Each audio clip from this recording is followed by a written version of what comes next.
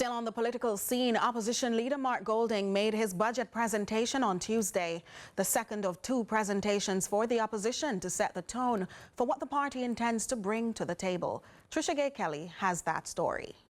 So we've had political analysts compare the before and after for the opposition leader's budget presentation. We've also heard the expectations going into the presentation and the reactions following same. And while Mr. Golding provided the what and the why for his plans, the reactions suggest that the how he was going to carry out these plans was missing from his presentation.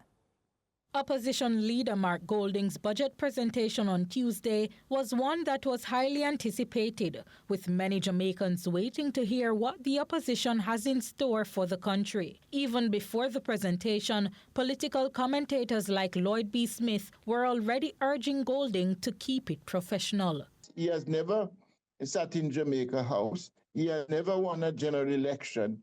So to some extent, Golding is an unknown quantity. And so he has to use this opportunity to thrust himself into the living rooms of the Jamaican people and show who he really is. What is his vision? What is his roadmap? You know, and stay away, as I said, from the tribal and petty politicking. And Golding did reel out his party's plans should the opposition be put in power again. But among his many ideas, political commentator Sandre Rhoden says there is one that stands out. The housing point is a point where I think he would have scored marks on, because he would have proposed basically different plans in a way for how the PNP would look at getting housing to younger people and look at how they'd be getting housing to civil servants, etc. Now, mind you, despite the fact that that's different, and it may be different from the government's own plans, remember that the government also is doing a bunch of things as it relates to housing. But with the opposition proposing similar plans as the government, Rhoden explains this is where the fine print will make a difference.